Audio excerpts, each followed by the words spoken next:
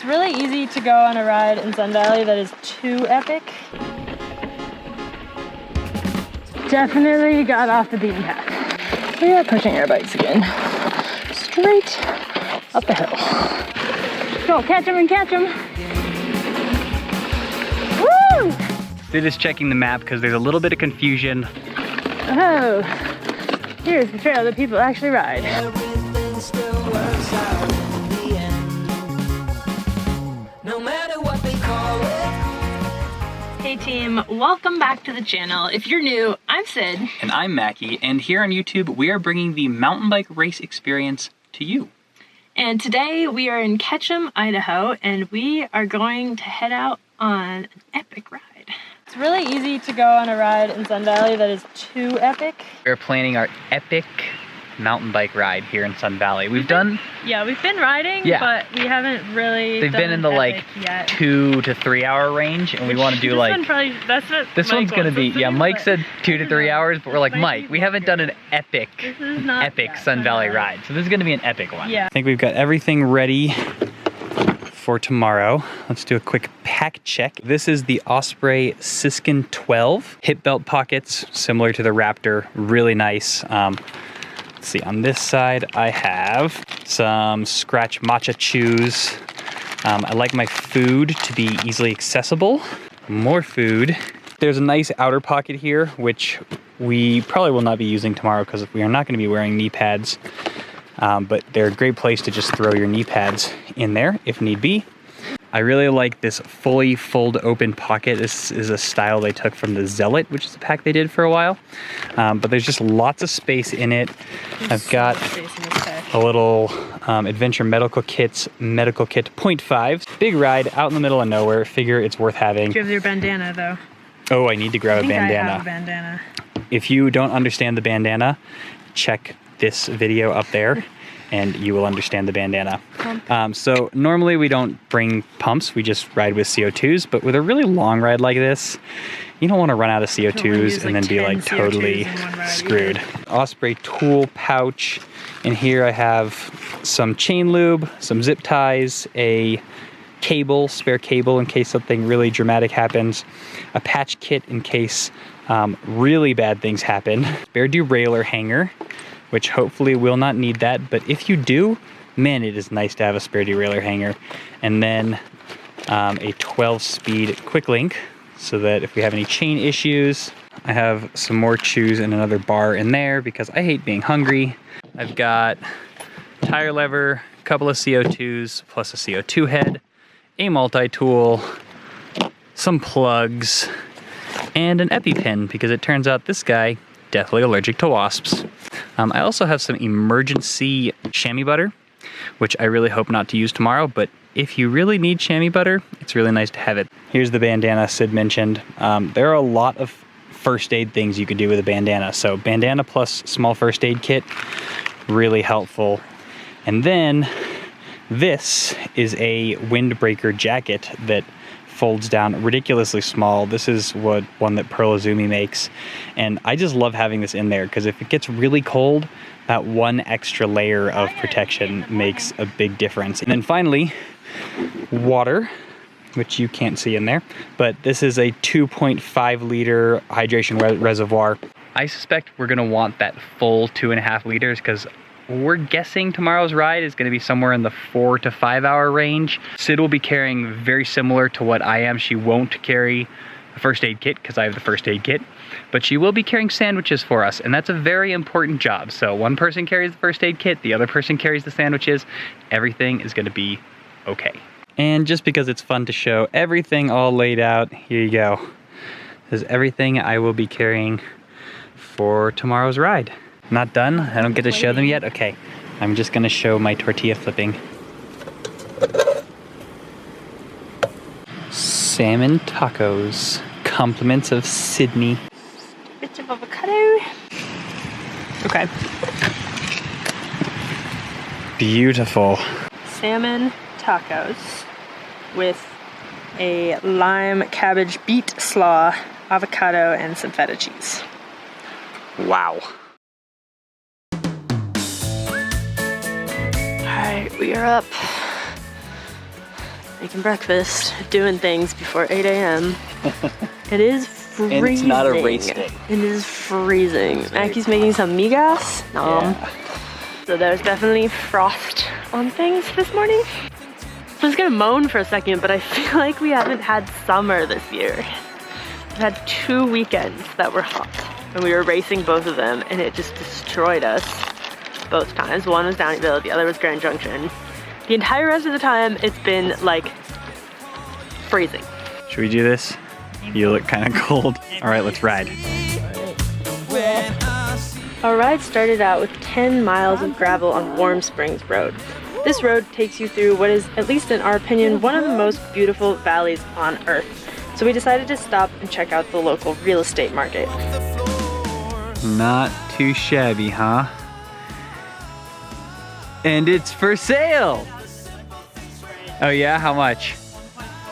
1.4 million. How much property?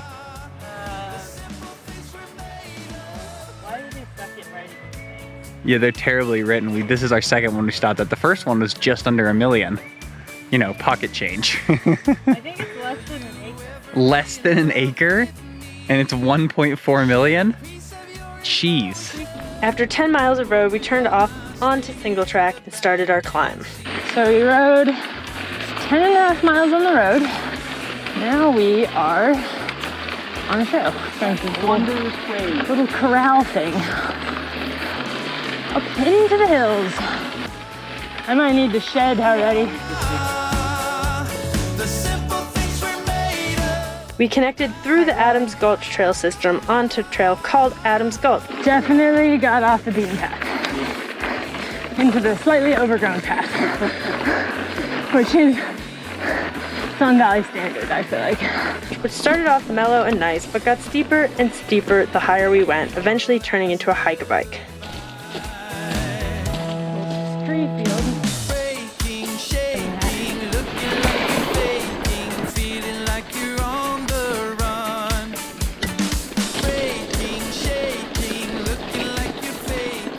Wow, I'm very, very dappled. We're hiding under a bush. Yeah, because we might have forgotten to put sunscreen on this morning because it was freezing and there was no sun. So now anytime we stop, we're hiding in shade so that we don't get really, really sunburned. I have good news, we're way closer to the top than I thought. Awesome, we're fairly close to the top. We have been riding for 2 hours, climbed about 1,500 feet, descended about 700 feet. I have not gotten tired of these raspberry and lemon bars. They're so good. Just so delicious. They have white chocolate, raspberries, and then the lemon, like it's like lemon zest or something. Yeah. Some of the sweetness. I know, they're really good. If you guys want to try these bars, we have a discount code.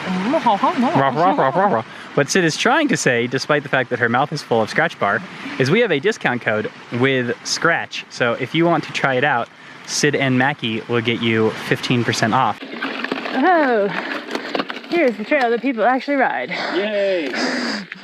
Compared to what we've been on. That's the thing in Sun Valley, I feel like, that, like, it's really hard to tell from the map what trails. Ride and what don't, yeah.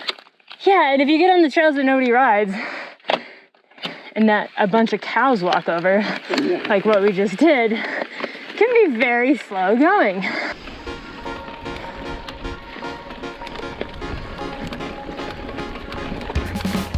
has been so hard on us, my friend. After about 3.5 hours of climbing and hiking, we finally arrived at the high point, just above 8,500 feet. Wow, this is beautiful. We think we're getting close to our high point.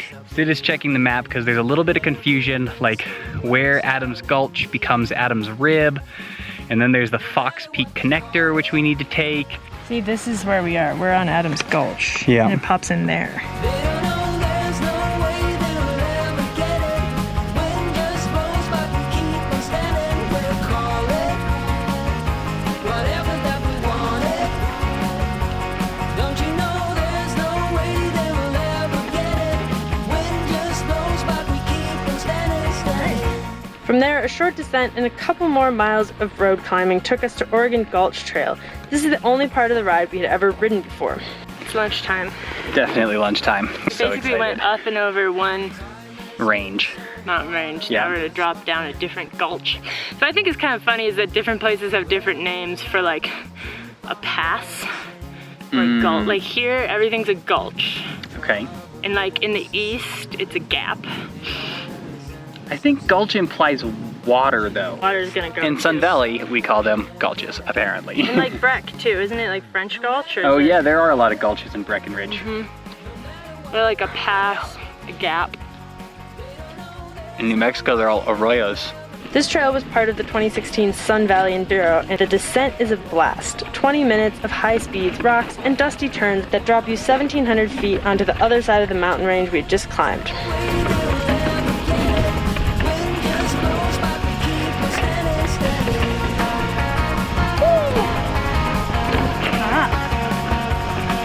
Watch out, you can't slow down. Just descended down Oregon Gulch.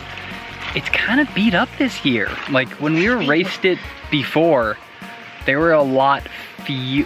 The rocky sections weren't as rocky. And I don't know if it was just earlier in the year, that's what Sid pointed out when I was mentioning it, or if the trail has just aged, and as it has aged, it's gotten rockier. But it was pretty rough this time. Yeah.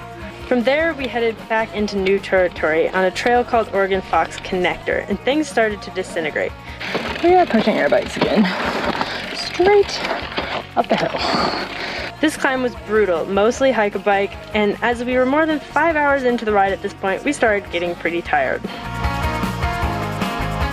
The descent off the back was fun, but at that point we were so tired we couldn't properly appreciate it.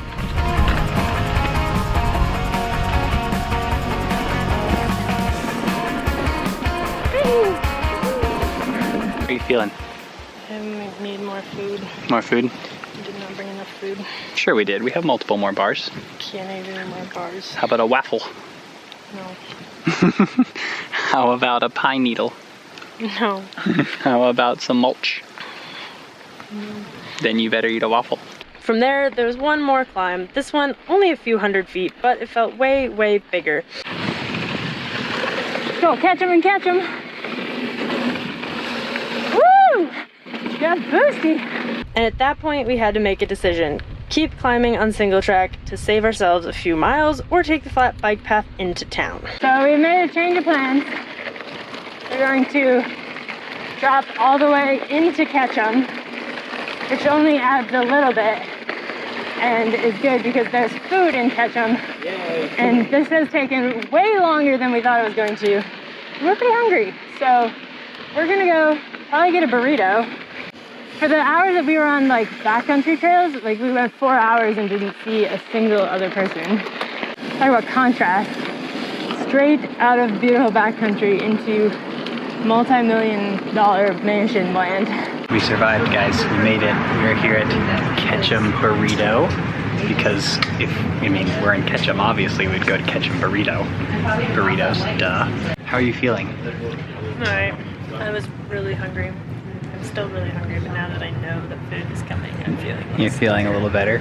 Isn't it fascinating how that works? Like, even like after you take the first bite, it's like, oh, I feel better already, and there's no way the food got to your If someone stomach. took it away, then you would feel hungry again, presumably. That's true.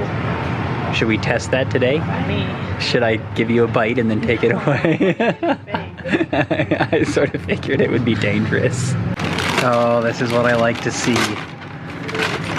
The magical bag.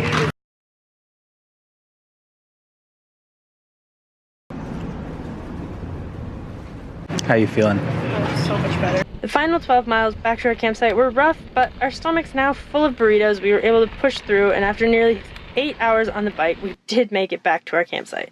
49 miles.